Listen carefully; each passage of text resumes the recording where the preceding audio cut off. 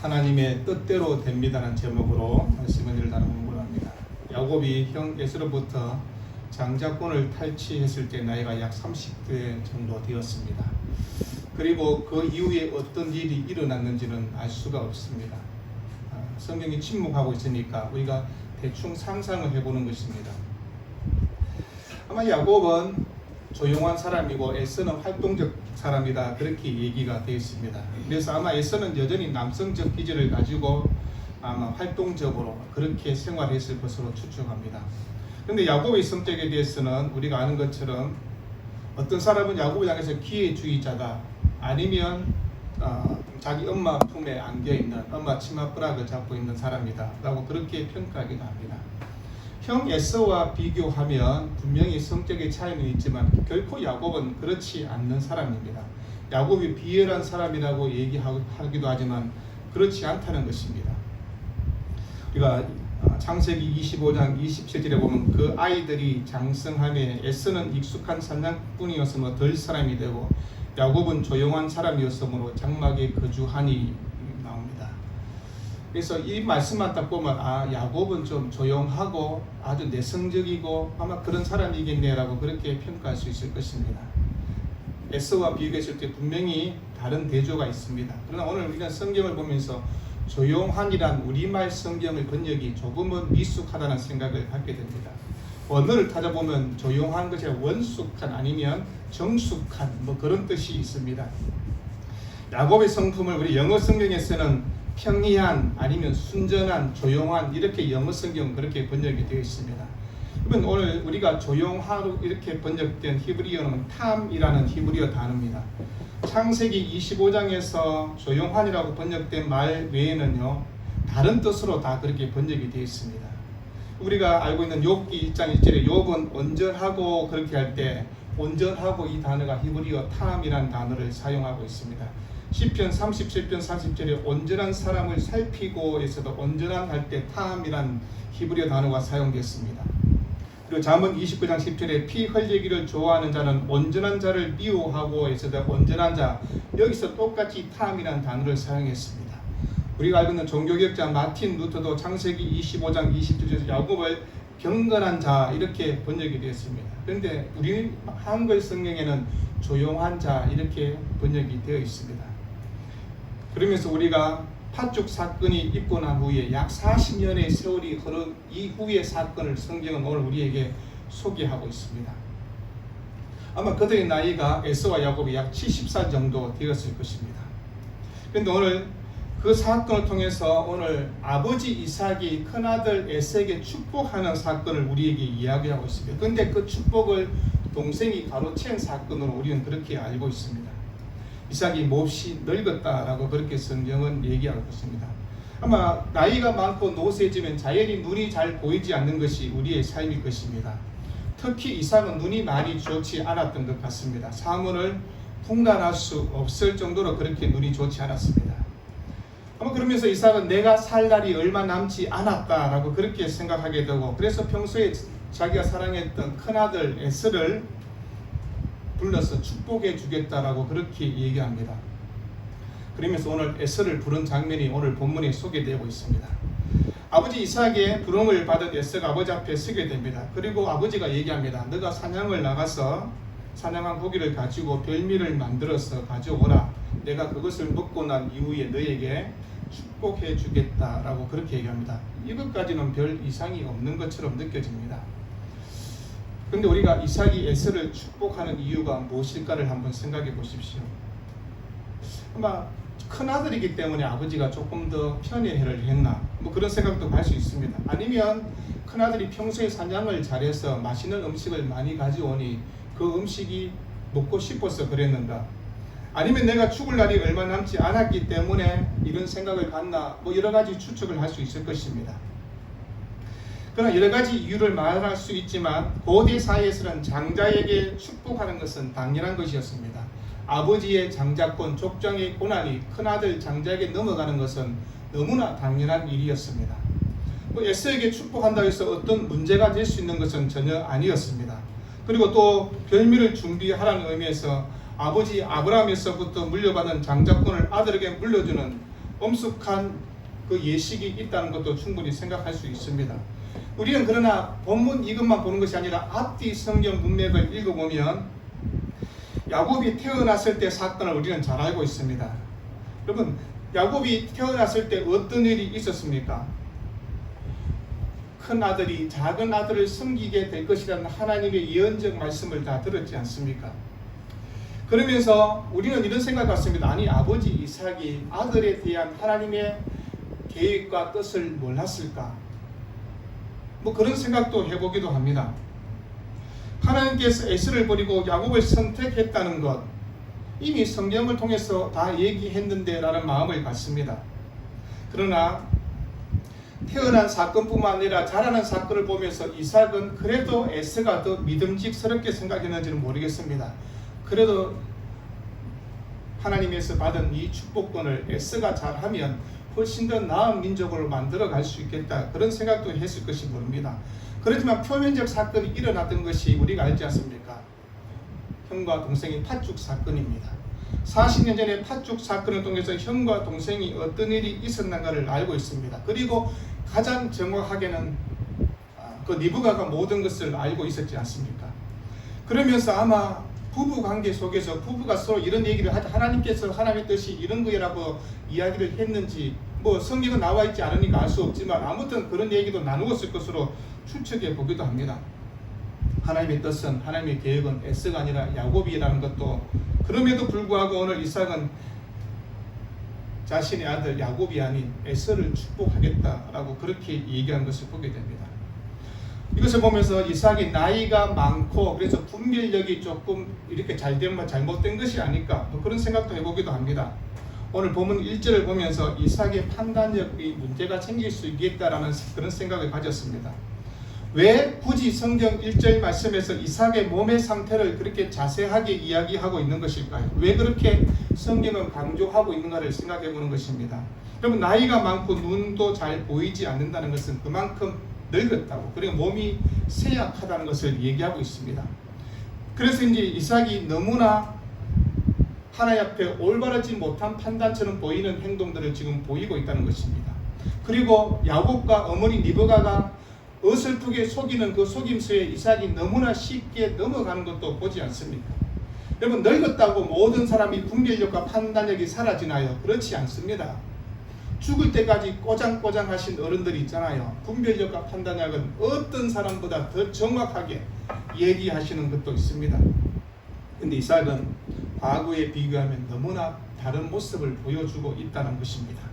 우리가 바울을 통해서 이야기하는 것이 무엇입니까? 우리의 영은 날마다 더 새로워져야 된다는 말씀을 알고 있습니다. 고린도후서 4장 16절에 그러므로 우리가 낙심하지 아니하노니 우리의 그 사람은 낡아지나 우리의 속사람은 날로 새로워진다라고 그렇게 말씀합니다.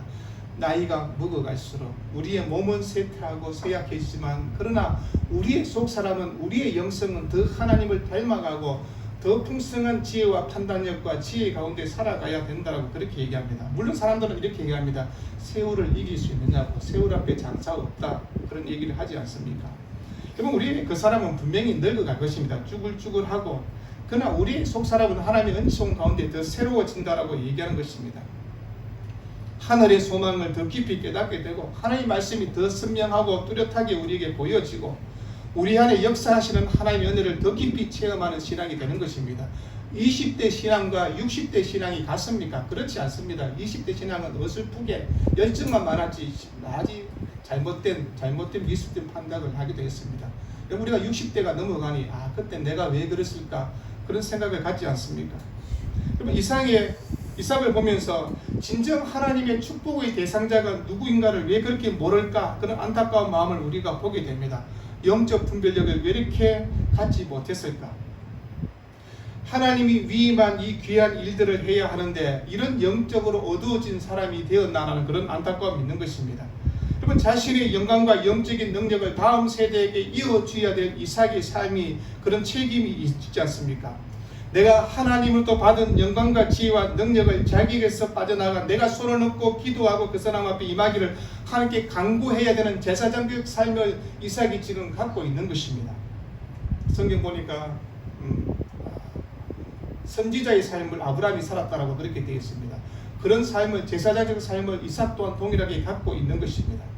여러분, 지금 영적 축복권을 넘겨주는 엄숙한 순간의 자리입니다. 그런데 먹는 것, 맛있는 것 가져오라, 그 얘기하고 있습니다. 그리고 우리가 아는 것처럼 모세가 여호수아에게, 그리고 엘리야가 엘리사에게 이 영적 축복권을 넘겨주는 엄숙한 선장들을 우리가 성경을 통해서 다 알고 있습니다. 여러분, 한국에도 한때 기도원에서 이 본문의 말씀을 가지고 별미 축복 대성회라는 그런 성회를 가진 적이 있습니다. 우리 젊은 분들은 알 수 없지만 제 나이 또래 되는 사람은 제가 20대 기도원에 가면 현수막을 크게 붙여놨습니다. 기도원을 찾는 사람들은 마음이 좀 답답한 것, 문제 해결을 위해서 간절한 마음으로 기도원을 찾지 않습니까? 그럴 때 상관실에 문을 두드리고 간절한 마음으로 기도원의 집회에 참석하고 등록 카드를 쓰고 나옵니다. 그러면 기도원에 있는 누군가 슬쩍 옆에 와서 이런 말을 흘립니다. 당신의 답답한 인생의 문제, 오늘 이 부흥 집회 인도하러 오신 그 목사님이 참 능력이 있으니 그 목사님한테 한번 기도받으면 인생에 꼬였던 문제가 잘 해결될 것이다. 그리고 복을 받게 될 것이다. 그런 얘기를 슬쩍 흘리고 지나가게 됩니다. 여러분, 강사 목사님한테 많은 물질을 가지고 찾아가면 그 목사님이 안수해주면 내 인생의 문제가 풀린다는 그런 얘기를 들으면 여러분은 어떤 마음이 듭니까? 저는 늘 이런 얘기를 들으면 목사가 무당이네 라는 그런 생각을 갖습니다. 여러분, 물질을 가지고 하나님께서 복을 주신다고 생각하고 그렇게 흘리는 말들을 듣고 그렇게 따라하는 한국교회 성도들도 있었지 않습니까? 간혹 부흥회를 인도하는 목사님 중에 그런 분들이 계셨습니다. 돈을 많이 가져와서 자기한테 와서 목사님 안수기도 해주세요 그러면 안수기도를 듬뿍 깊이 있게 잘해준다 그러고, 돈이 작으면 안수기도 슬쩍 손을 올려서 해준다, 뭐 그런 우스갯소리 같은 소리도 했습니다. 여러분, 부추기는 것도 문제지만 그런 말을 듣고 따라하는 성도도 문제지 않겠습니까? 여러분, 축복은 내가 주는 것이 아니잖아요. 목사가 무슨 축복을 줄 수가 있습니까? 축복은 하나님께로 나오는 것입니다. 여러분, 그 복이 그 다른 사람에게 임하기를 간절히 기도하는 것은 목사가 할 수 있는 일이지만 복은 하나님이 주시는 것입니다. 그런데 그 복의 주체가 하나님인 것을 망각하고 사람이 그 복을 주는 것처럼 그렇게 만들어 보지 않습니까?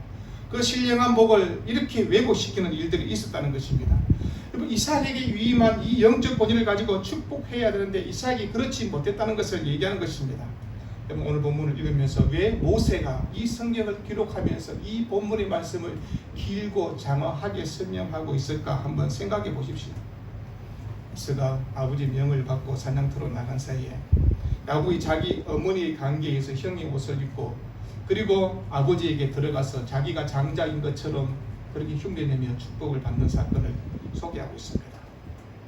우리가 성경을 다 읽지 않았으면 읽어보니까 사슴고기 대신에 염소 고기를 가져오고, 그러면서 자기 형은 털이 많으니까 염소 새끼의 그 털을 가지고 자기 몸을 숨기고, 자기 형 에스가 무엇을 가져온 것처럼 그 집안에서 축복을 가로채는 사건을 성경은 소개하고 있습니다. 여러분, 오늘 이삭이 언급한 축도는 단순한 기도가 아니라 하나님의 개입에서 선택의 은혜를 분명하게 밝히는 합법적인 그리고 허락된 은혜를 지금 얘기하고 있습니다.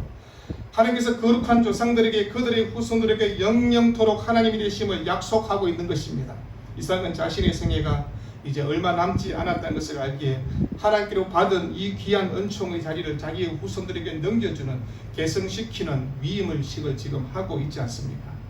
그런데 아브라함이 했던 것처럼 이삭도 엄숙한 이 예식을 해서 영적 생명이 계속해서 자신의 후손들을 통해서 이어지기를 간절히 바라는 것으로 했을 것입니다. 그런데 이삭이 지금 잘못된 선택을 했다는 것입니다. 이삭이 세약하고 또 나이가 많았다, 그것으로 이삭을 변명할 수는 없지 않겠습니까? 하나님이 영원한 언약을 이어주는 언약식 앞에 이삭이 보여준 반응이 무엇인가를 얘기하는 것입니다. 이 언약은 하나님께서 세우신 것이고 그 은혜를 상속자에게 전하는 엄숙한 예식이라는 것을 얘기하는 것입니다. 여러분, 중요한 것은 이삭의 실수에 의해서 그럼에도 불구하고 에서에게 축복이 넘어가지 않았다는 것을 성경은 얘기하는 것입니다. 에서는 그 축복을 당연히 받을 것으로 생각하고 사냥터로 갔을 것입니다. 그러나 하나님께서 지금 어떻게 하고 있는가를 얘기합니다. 하나님의 기업이 어떻게 이어지고 있는가를 얘기하는 것입니다. 이삭의 영적 눈이 어두워졌고 분별력과 판단력도 잘못되었고. 여러분, 순전한 신앙, 순종의 사랑, 그럼 우리는 늘 이삭을 이야기하지 않습니까? 아버지와 함께 자신이 제물로 끌려가는 그 사건 앞에서도 이삭은 순종했습니다. 16, 17되는 나이에도 순종의 사람 이삭이었다라고 그렇게 얘기합니다. 근데 왜 이삭이 이렇게 되었을까요? 아마 인생의 말년에 하나님과의 관계가 올바르지 않았다는 것도 생각해 볼 수 있을 것입니다. 말씀 앞에 능히 든든히 선 사람이 되지 못하였음을 얘기하는 것입니다. 여러분, 우리 눈이 보이지 않는다고 해서 우리가 하나님 말씀을 못 듣습니까? 그렇지 않습니다. 눈이 어두워져도 하나님 말씀을 들을 수 있고 보지 못하여도 하나님 말씀을 들을 수 있습니다. 길이요 진리요 생명한 주님이, 내 눈이 어두워져도 길 대신 주님이 우리를 인도하시는 것입니다. 진리 대신 주님이 진리 앞으로 우리를 인도하시는 것입니다. 생명 대신 주님이 우리를 생명으로 인도해 주신다는 것을 믿어야 되는 것입니다. 여러분, 자신의 가정을 통해서 하나님께서 이루고자 하시는 하나님의 뜻이 무엇인가를, 근데 그 뜻 앞에 온전히 순종하지 못한 이삭의 모습입니다. 그러면서 가정사 안에 꼬이는 복잡한 문제가 생겼다라고 그렇게 얘기하는 것입니다. 우리가 보면 5절부터 쭉 읽어보면 그 사건을 소개하고 있습니다. 이삭이 에서를 축복하려 한다는 사실을 누가 알게 됩니까? 어머니 리브가가 알게 되었습니다. 여러분, 리브가는 오래전부터, 아이들이 태어나기 전부터 하나님의 기업이 어떻게 이어지고 하나님의 약속이 무엇인가를 알고 있었습니다. 에스가 아니라 야곱이라는 것도 알고 있습니다. 근데 지금 이 상황이 잘못 흘러가고 있는 것처럼 보입니다. 그래서 자신이 할 수 있는 일이 무엇일까를 생각했지 않겠습니까? 여러분, 리브가 엉뚱한 계획을 세웠다는 것입니다. 하나님의 계획과 다르게 내 잔머리를 지금 굴리고 있는 것입니다. 야곱을 에스로 위장하고 이삭 앞에 서도록 하고 축복을 가로채게 한 것입니다. 우리가 이런 리브가의 행위를 어떻게 보아야 될까요? 그의 속임수를 향해서 정당한 것이라고 말할 수 있겠습니까? 분명히 잘못된 것입니다. 여러분, 리브가는 하나님의 말씀을 직접 듣고 받은 자입니다. 그렇다면 이 사실을 자신의 남편 이삭에게 정확하게 알려야 될 의무가 있지 않겠습니까? 어떤 어려움이 있고 어떤 고난이 닥친다 해도, 그런 일이 있다 할지라도 큰 자가 작은 자를 섬기려 하시는 하나님의 뜻을 온 가족들에게 알려야 되는 것입니다. 이삭에게도 알려야 되고 에서와 야곱에게도 알려야 되는 것입니다. 그런데 그렇게 정확하게 리브가가 알렸다는 말이 성경에는 나와 있지 않는 것을 보게 됩니다. 여러분, 하나님의 뜻을 희미하게 알고 있는 사람들, 리브가는 정확하게 알고 있음에도 불구하고 정확하게 전달하지 않았음을 보게 됩니다. 지금 남편이 하는 행동이 하나님의 뜻에 반하는 행동을 하고 있다는 것을 안다면 그 걸음을 멈추도록 해야 하는 것입니다. 그런데 그렇게 하지 못했습니다. 이삭을 찾아가서 남편에게 얘기해야 되는 것입니다. 여보, 하나님의 뜻이 무엇인가를 얘기해야 되지 않느냐고. 70년 전에 하나님께서 나타나셔서 했던 얘기가 있지 않느냐고. 당신이 그렇게 하는 것은 잘못이라고 당당하게 얘기해야 되는 것입니다. 우리는 흔히 좋은 믿음을 얘기할 때, 남자와 여자를 얘기할 때 저는 늘 생각합니다. 남자보다는 여자가 훨씬 더 좋은 믿음의 사람입니다. 왜냐하면 한국 교회 안에서도 이름을 낸 사람은 남자들이 많이 있지만, 그러나 좋은 믿음을 가지고 교회를 섬긴 분은 대부분의 여자인 것을 보지 않습니까? 물론 성경은 남자 중심으로 기록이 되어 있기 때문에 남자들을 얘기합니다. 그러나 하나님께서 정말 그 가정의 역할에 그 여자가 얼마나 중요한가를 우리가 잘 알고 있지 않습니까? 하나님의 뜻 앞에 민감하게 하나님께서 반응할 때 그 여자를 통해서 그 가정이 살고 교회를 살리시는 일들이 얼마나 많이 있는지 모릅니다. 리브가가 남편에게 정확하게 하나님의 뜻을 전해야 되는 것입니다. 당신이 이렇게 했으면 되지 않는다고. 그래서 큰 화를 막는 일을 해야 됩니다. 지레 겁먹지 말고 결과는 하나님께 맡기고 하나님의 뜻을 사랑하는 가족들에게 전하는 것에 주저하지 말아야 되는 것입니다. 우리는 한 전쟁터에서 끌려온 여자아이를 기억하게 됩니다. 나아만이라는 장군의 집에 종살이하고 있는 이스라엘의 한 소녀였습니다. 주인이 큰 용사로, 지금 말하면 아마 총사령관 아니면 아마 그런 사람 되는 사람의 그 집에 있었습니다. 그런데 그 주인이 문둥병에 걸리게 되었습니다. 근데 그 문둥병 걸린 사건을 보고 이 소녀가 이렇게 얘기합니다. 전에 아람 사람이 때를 지어 나아가 이스라엘 땅에서 어린 소녀 하나를 사로잡으며 그가 나만의 아내에게 수중들더니 그의 여주인에게 이르되 우리 주인이 사마리아에 계신 선지자 앞에 계셨으면 좋겠나이다. 그가 그 나병을 고치리다.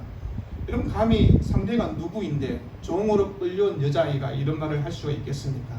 근데 이 소녀는 자신이 알고 있는 복음을 당당하게 주저하지 않고 전하는 것을 보지 않습니까? 담대하게 전한 것입니다. 괜히 이야기 꺼냈다가 큰 낭패를 당할 수 있지 않겠습니까? 모른 척하면 됩니다. 여러분, 혹시 그렇게 전했다 면전에서 핍박을 받을 수도 있지 않겠습니까? 그런데 손녀는 자신의 일을 정확하게 이야기합니다. 그런데 그 말 때문에 일파만파로 말이 퍼져듭니다.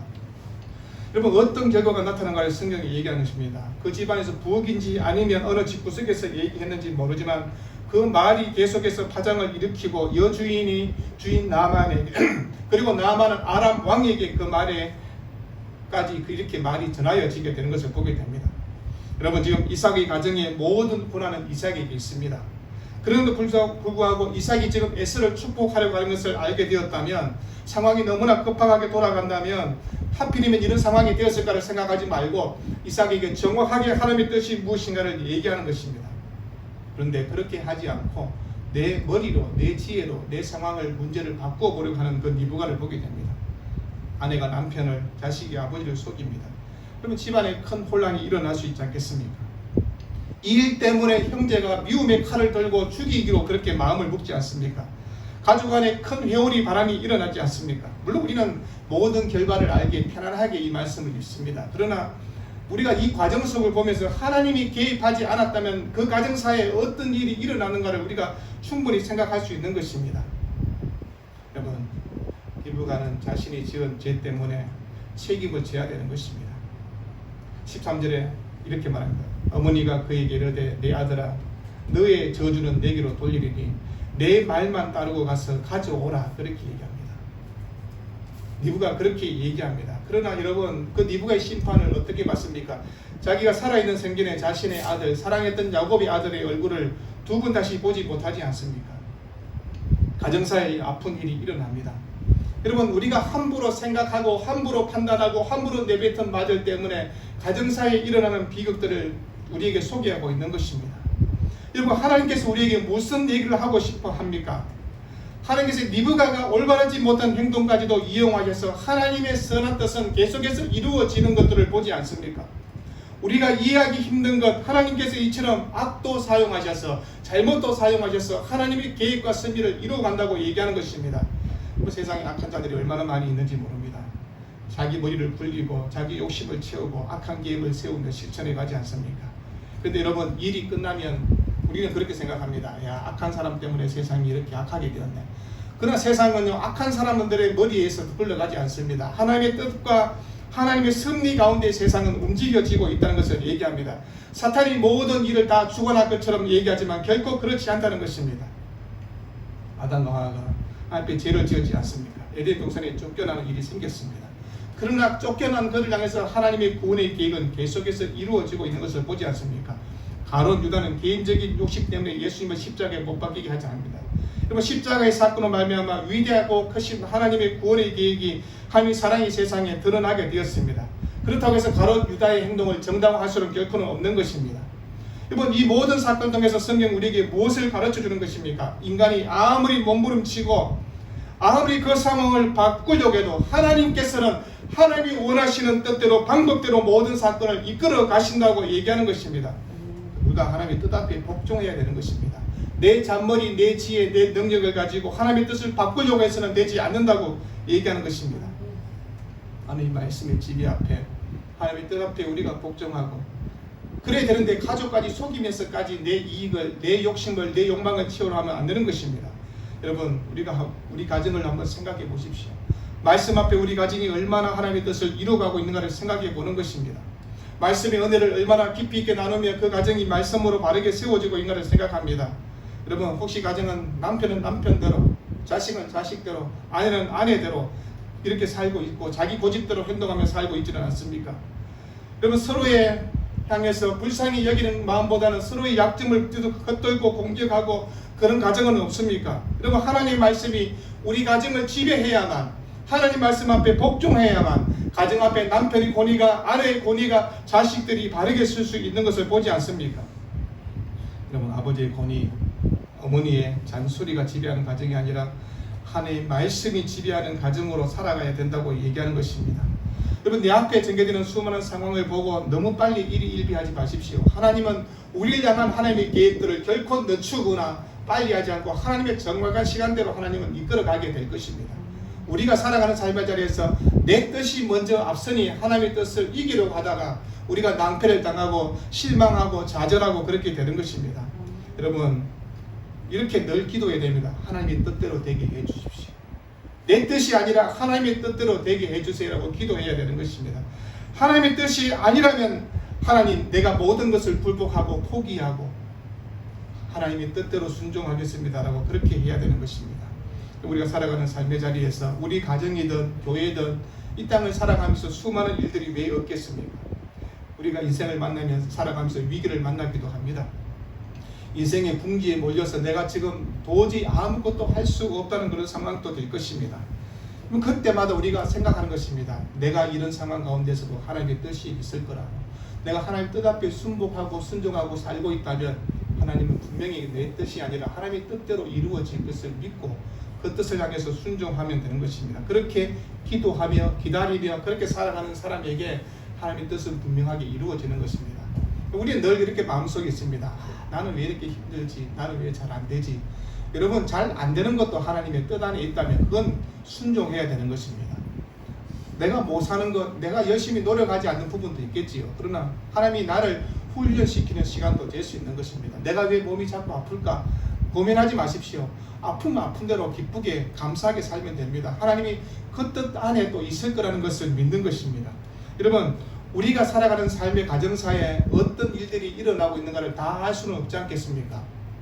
내 자녀들의 문제를 내가 어떻게 다 책임져 줄 수 있겠습니까? 우리 가정사를 내가 바꾸려고 아무리 노력하고 내 잔머리를 굴린다 해서 바뀌어 줄 수 있는 것이 얼마나 있겠습니까? 하나님이 그 일에 간섭해 주셔서 하나님께서 허락하신 뜻대로 그 가정이 흘러가야, 그래 길 대신 주님의 그 길로 향해서 나아가면 그 가정은 하나님의 영광을 나타내는 가정이 될 것입니다. 여러분, 한 주간 삶을 살아가면서 나는 어떤 믿음의 성도로 살고 있는가를 한번 생각해 보십시오.